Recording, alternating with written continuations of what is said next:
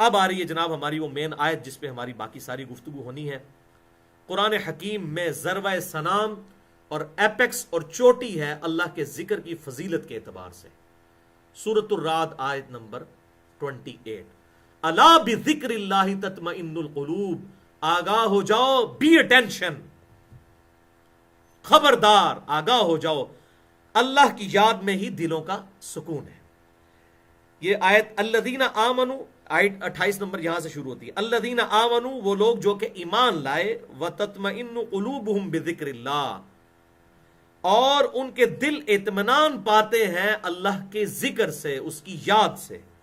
الا بذکر اللہ تطمئن القلوب. آگاہ ہو جاؤ، خبردار، بی اٹینشن، کہ اللہ کی یاد ہی میں دلوں کا سکون ہے. یعنی یہ دونوں اینگل سے بات ہوئی کہ ایمان والے جو ہیں ان کے دلوں کو سکون اللہ کی یاد سے ملتا ہے، اور اللہ ہی کی یاد میں دلوں کا سکون ہے. بھائی اس کے علاوہ تو سکون کہیں نہیں ہے. تو یہ بھائیو دلوں کا سکون جس کے لیے آج ہالی ووڈ آئے دن فلمیں نکالتا ہے، اور یہ ہمارے کرکٹ کے اور فٹ بال کے اور ہاکی کے ورلڈ کپس ہوتے ہیں، اولمپکس ہوتے ہیں لوگوں کو مصروف کرنے کے لیے، لیکن سکون اس کے اندر نہیں ہے. وقتی طور پہ ٹائم پاس ضرور ہے، لیکن جو سکون ہے وہ اللہ ہی کی یاد میں ہے، کیونکہ یہ انسٹنکٹ میں اللہ تعالیٰ نے اپنی محبت ڈال دی ہے. جب تک اس ذات کی طرف رجوع نہیں لائیں گے اس وقت تک دلوں کا سکون حاصل نہیں ہوگا. اور اس کا پریکٹیکل ایکسپیرینس ان لوگوں کو ہے جو کہ غیر مسلم سے مسلمان ہوئے اور پوری کنوکشن کے ساتھ انہوں نے حق قبول کیا، انہیں اس چیز کی زیادہ قدر ہے. اب یہ زیادہ سے ٹاپک ہے، انشاءاللہ کبھی موقع ملا تو اس کو بھی کبھی ٹاپک بنایا جائے گا. اب اللہ کا نام لے کر ہم کراس ریفرنسز کی طرف آتے ہیں اسی آیت کے کانٹیکسٹ میں. الا بذکر اللہ تطمئن القلوب. آگاہ ہو جاؤ کہ اللہ کی یاد میں ہی دلوں کا سکون ہے. تو بھائیو یہ بنیادی بات آپ سمجھ لیجئے کہ اللہ تعالیٰ کے جو ذکر ہے اس کی مینلی 3 کیٹیگریز ہیں. الذکر عربی زبان میں کہتے ہیں یاد دہانی کو.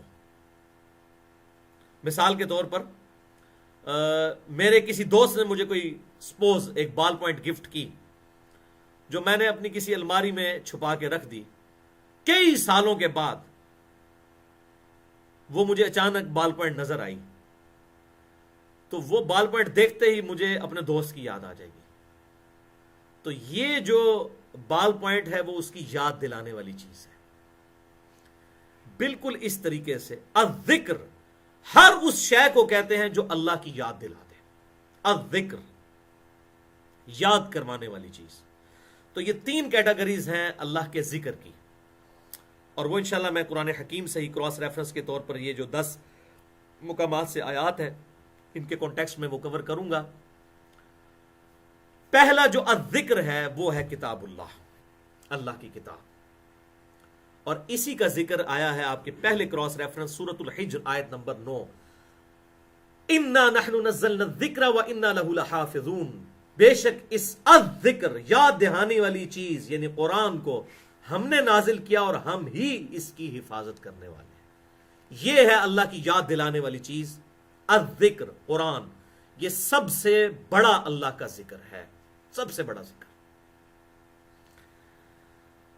اور اسی کے اندر جو انبیاء اور رسل اور ان کی دعوتیں اور کتابیں جتنی بھی ہیں وہ سب کے سب الذکر ہیں.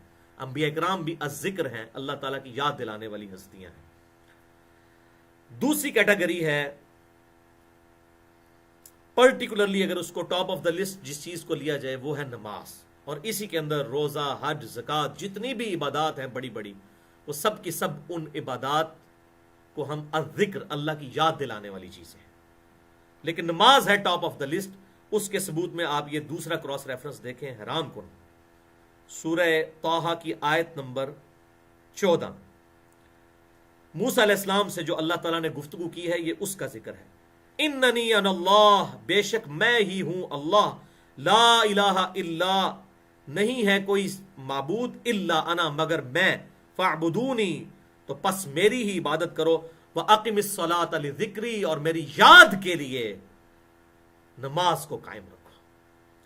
یعنی اللہ تعالیٰ کی یاد کا سب سے بڑا ذریعہ یہ نماز ہے. اور 5 وقت آپ دیکھیں بہت ٹف ٹائم انسان کو دینا پڑتا ہے، ٹف ڈیوٹی ہے 5 وقت باجماعت تکبیر اولیٰ کے ساتھ نماز پڑھنا. یہ ایک اللہ تعالیٰ نے ڈیٹم لائن مقرر کر دی کہ یہ تو کرنا ہی کرنا ہے، اس کے بغیر تو چھٹکارا نہیں ہے. تاکہ کوئی کتنا بھی مجبور ہے یہ 5 وقت تو آئے، آگے کوئی بھی اذکار نہیں کرتا، کوئی نوافل نہیں پڑھتا، کوئی قرآن پاک کی تلاوت نہیں کرتا، لیکن کم از کم یہ ڈیٹم لائن تو وہ عبور کرے، 5 وقت کی نماز، وہ اقم الصلاۃ لذکری، میری یاد کے لیے نماز کو قائم رکھو۔ یہ میں اس میں الذکر کا جو ذکر آیا، میں اس میں تھوڑا سا ایک چیز بھی بتا دوں۔ بعض لوگوں نے یہ قرآن حکیم کے بارے میں جو الذکر آیا ہے، ایک اور آیت ہے جو کم از کم 4 دفعہ ریپیٹ ہوئی ہے سورۃ القمر میں، وَلَقَدْ يَسَّرْنَا الْقُرْآنَ لِلذِّكْرِ فَهَلْ مِن مُدَّكِرٍ، اور ہم نے اس قرآن کو الذکر کے لیے، یاد دہانی کے لیے آسان کر دیا ہے، تو ہے کوئی نصیحت حاصل کرنے والا؟ اب پاکستان انڈیا کا مولوی اس بیچارے کو عربی تو آتی کوئی نہیں ہے، اگر آتی ہے تو اس نے دھوکہ دینے کے لیے وہ یاد دہانی سے نا اس کو قرآن کا رٹنا اور حفظ کرنا بنا دیا ہوا ہے۔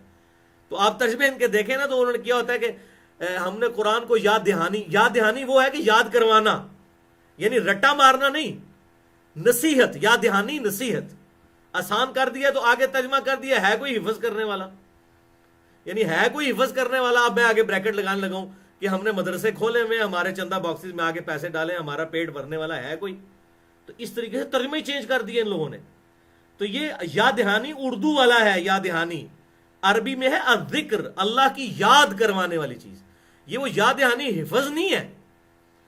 یہ بات ٹھیک ہے، صحیح بخاری میں حدیث ہے انٹرنیشنل نمبرنگ کے مطابق 5027 نمبر، کہ آپ صلی اللہ علیہ وسلم نے فرمایا کہ سب سے بہترین تم میں وہ ہے جو قرآن سیکھے اور سکھائے۔ قرآن سیکھے اور سکھائے سے کیا مراد ہے کہ صرف الف با تا ہے سیکھنا؟ عربیوں کو تو یہ پہلے ہی آتا تھا، یعنی قرآن کے احکامات کو، تعلیمات کو سیکھنا۔ اور وہ بھی حدیث ٹھیک ہے، جامعہ ترمذی میں انٹرنیشنل نمبرنگ کے مطابق جو 2910 نمبر ہے، کہ آپ صلی اللہ علیہ وسلم نے فرمایا جو کتاب اللہ سے ایک حرف پڑھے گا اللہ تعالیٰ اس سے ایک نیکی عطا فرمائے گا اور اس کا اجر 10 گنا ہو جائے گا، یعنی 10 نیکیاں۔ اور میں نہیں کہتا کہ الف لام میم ایک حرف ہے، الف ایک حرف، لام ایک حرف اور میم ایک حرف ہے، یہ 30 نیکیاں ہیں، یہ بالکل ٹھیک ہے، اس کو پڑھنا بھی بہت ثواب کا کام ہے، لیکن اصل اس کا احسن جو ہے اس کی تعلیمات پر عمل کرنا ہے۔ اور آپ حیران ہوں گے جو سنن ابی داؤد سے ایک حدیث پیش کی جاتی ہے کہ جو حافظ قرآن ہے اسے کہا جائے گا کہ تو قرآن پڑھتا جا اور جہاں اس کی آخری آیت مکمل ہوگی وہی جنت میں اس کا ٹھکانہ بنے گا۔ بالکل صحیح حدیث ہے، لیکن حافظ قرآن کا تو اس میں ذکر ہی نہیں ہے، اس میں ہے لصاحب القرآن، قرآن کے حامل کے لیے۔ حفظ بھی عربی کا لفظ تھا، آپ کہہ سکتے تھے کہ حافظ قرآن کی یہ فضیلت ہے، یہ تو مولوی نے ترجمہ کیا نا اپنے چندہ باکسز چلانے کے لیے تاکہ مدرسے بنے، حفظ کا ترجمہ کر دیا ہوا ہے لصاحب القرآن، قرآن والے کے لیے۔ قرآن والا بھائی وہ ہے جو قرآن کو پڑھے اور اس پر عمل کرے۔ اور اسی کی ایکسپلینیشن سنن ابی داؤد کی ایک اور حدیث میں ہوتی ہے جس کی صحیح سند المستدرک للحاکم میں اور باقی کتابوں میں موجود ہے کہ آپ صلی اللہ علیہ وسلم نے فرمایا جو قرآن پڑھنے والا ہے اور اس پر عمل کرنے والا ہے، اللہ تعالیٰ اس کے ماں باپ کو قیامت والے دن ایسا تاج پہنائے گا جس کے سامنے سورج کی روشنی بھی ماند پڑ جائے۔ لیکن عمل کرنے والا حافظ قرآن تے منو کو لب کے دسو 1000 ڈھونڈو نا ایک بھی نہ شاید وچ لبے، بلکہ یہ جتنے بڑے شیطان یہ حافظ بن کے نکلتے ہیں نا جب وہ ان کو معاشرے میں ایکسپوئر ہوتا ہے، وہ باقی شیطان تو ان شیطانوں کا مقابلہ بھی نہیں کر سکتے۔ اور اس کی وجہ یہ ہے کہ قرآن پاک کا انہوں نے احسن حاصل نہیں کیا، پوری حدیث پہ عمل نہیں کیا۔ قرآن کو پڑھے اور اس کے حلال کو حلال جانے، حرام کو حرام جانے، اس پر عمل کرنے والا صاحب قرآن، قرآن پہ عمل کرنے والا، اس کے لیے حافظ ہونا ضروری نہیں ہے، ہر مسلمان صاحب قرآن ہے جو قرآن پر عمل کرنے والا ہے۔ ایک بندہ حافظ قرآن ہے اور ساری برائیاں کر رہے ہیں اور وہ کہ میں حافظ قرآن ہوں، میں حامل قرآن ہوں، نہیں، حامل قرآن کا ہے۔ ایسے لوگوں کے بارے میں ہے کہ بعض لوگ قرآن پڑھتے ہیں اور قرآن ان پر لعنت کرتا ہے۔ کیسے؟ وہ قرآن میں پڑھ رہے ہوتے ہیں لعنت اللہ علی الکاذبین، جھوٹوں پر اللہ کی لعنت، اور وہ خود سب سے بڑا جھوٹا ہوتا ہے، تو وہ خود اپنے اوپر لعنت بھیج رہا ہوتا ہے کہ جھوٹوں پر، یعنی کہ میرے پہ لعنت، تو وہ قرآن ان پہ لعنت اس اعتبار سے کر رہا ہوتا ہے۔ تو اس حوالے سے یہ سمجھ لیں یہ ذکر سے مراد ہے یاد دلانے والی چیز، اللہ کی یاد۔ تو یہ حفظ نہیں ہے، یہ بڑا ظلم کیا ہوا ہے ان مولویوں نے، اور پتہ نہیں اس کو کیا سے کیا بنا دیا، لوگوں کو اس چکر میں ڈال دیا۔ تو اس کی بجائے حفظ ضرور کروائیں، لیکن ان کو ایک پریکٹیکل مسلمان بنا کے نکالیں کہ جن کو قرآن کے تعلیمات کا پتہ بھی ہو، یہ نہ ہو کہ وہ قرآن کے لیے بدنامی کا باعث بن جائے۔ تو یہ 2 کیٹیگری ہو گئی، القرآن اور نماز، اور اسی کیٹیگری میں باقی چیزیں۔ اور تیسری کیٹیگری ہے الذکر کی، سورہ ال عمران کی آیت نمبر 191، الذین یذکرون اللہ قیاما وقعودا وعلی جنوبہم، اللہ تعالیٰ ایمان والوں کی نشانی بیان کرتا ہے کہ وہ لوگ ہیں جو کہ اللہ تعالیٰ کا ذکر کرتے ہیں، اس کی یاد میں مگن رہتے ہیں، قیاما وقعودا، کھڑے ہوئی حالت میں بھی اور بیٹھی ہوئی حالت میں بھی، وعلی جنوبہم، اور اپنی کروٹوں پر لیٹے ہوئے بھی. یعنی کبھی کروٹ بھی بدلی ہے رات کے وقت، اللہ کا ذکر ہے، جیسے کہ صحیح بخاری اور مسلم میں آتا ہے کہ آپ صلی اللہ علیہ وسلم جب کبھی بھی رات کو اٹھتے تھے تو آپ صلی اللہ علیہ وسلم بے ساختہ یہ پڑھتے تھے، لا الہ الا اللہ وحدہ لا شریک لہ، لہ الملک ولہ الحمد وہو علی کل شیء قدیر، سبحان اللہ والحمد للہ ولا الہ الا اللہ واللہ اکبر ولا حول ولا قوۃ الا باللہ العلی العظیم، رب اغفر لی رب اغفر لی. یہ کلمات ہیں، یہ آپ صلی اللہ علیہ وسلم پڑھا کرتے تھے. تو اس قسم کے اور بھی کئی کلمات ہیں آپ صلی اللہ علیہ وسلم رات کے وقت اٹھ کر پڑھا کرتے تھے. تو اپنی کروٹوں پر بھی وہ اللہ کا ذکر کرتے ہیں. اور ایک اور بہت بڑا ذکر، وَيَتَفَكَّرُونَ فِي خَلْقِ السَّمَاوَاتِ وَالْأَرْضِ، اور وہ زمین و آسمان کی پیدائش میں غور کرتے رہتے ہیں اور اس رزلٹ پر پہنچتے ہیں، ربنا ما خلقت هذا باطلا، اے رب ہمارے تو نے یہ ساری مخلوقات باطل نہیں پیدا کی، کسی مقصد کے لیے پیدا کی ہے. یعنی مجھے بھی پھر کسی مقصد کے لیے پیدا کیا ہے، اور اگر وہ میں نے مقصد پورا نہ کیا تو میری گرفت ہو سکتی ہے. اور وہی بات آگے، سبحانک فقنا عذاب النار، اے اللہ تو پاک ہے، ہمیں آگ کے عذاب سے بچا لے.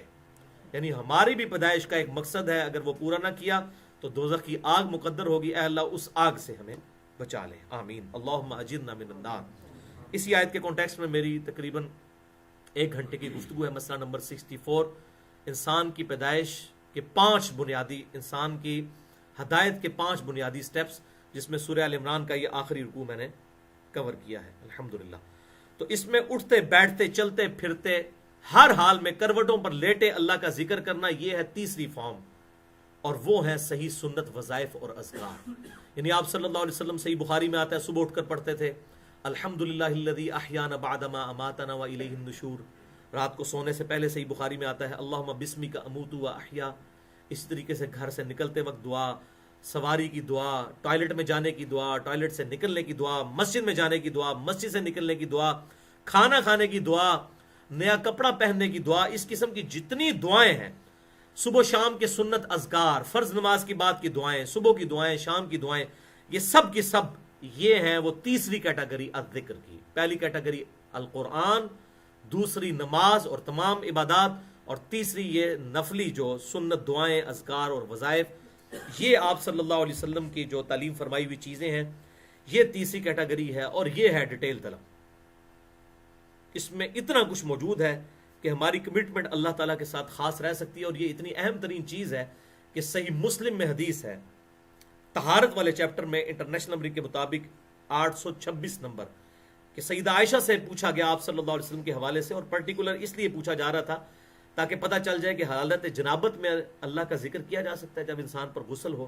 تو اما عائشہ نے فرمایا کہ اللہ کے نبی صلی اللہ علیہ وسلم ہر حالت میں اللہ کا ذکر کیا کرتے تھے، ہر حال میں، چاہے وہ جنابت کی حالت ہو یا کوئی اور حالت ہو. یہ جتنے عام اذکار ہیں، چاہے وہ درود شریف ہو، سنت اذکار ہو، دعائیں ہوں، ایون قرآن کی وہ دعائیں جو دعا کی نیت سے پڑھی جائیں، قرآن کے وہ اذکار جو اذکار کی نیت سے پڑھے جائیں، سبحان اللہ، الحمدللہ، اللہ اکبر، یہ سب قرآن میں موجود ہیں. یہ تمام چیزیں نہ ان کے لیے وضو کی حاجت ہے اور نہ غسل کی، کوئی پروٹوکول ہی نہیں ہے، بغیر پروٹوکول کے ہر حال میں اللہ کا ذکر. اور سنن ابی داؤد میں ایک حدیث ہے 229 نمبر، اسی کانٹیکسٹ میں سیدنا علی رضی اللہ تعالیٰ عنہ کہتے ہیں کہ نبی صلی اللہ علیہ وسلم کو قرآن پڑھنے سے کوئی حالت مانے نہیں ہوتی تھی سوائے جنابت کی حالت کی. یعنی جب آپ پر غسل فرض ہوتا تھا اس وقت آپ قرآن نہیں پڑھتے تھے، باقی آپ ہر حال میں قرآن پڑھتے تھے، بغیر وضو کے بھی چلتے پھرتے قرآن حکیم آپ صلی اللہ علیہ وسلم پڑھتے تھے. قرآن کے لیے بہرحال پروٹوکول یہ ہے کہ غسل اترا ہوا ہونا چاہیے، حکمی نجاست جو ہے اس اعتبار سے انسان کو پاک ہونا چاہیے. بہرحال اس کے علاوہ کسی ذکر کے لیے وضو کی، غسل کی ضرورت نہیں ہے. یہ اکثر لوگ کہتے ہیں جی وہ فلاں ذکر بڑا گرم ہوتا ہے اور آپ نے اس کو اس طرح کر کے پڑھا. نہیں، کوئی ذکر گرم نہیں ہے، یہ سب کے سب ذکر اللہ کی طرف لے جانے والے ہیں.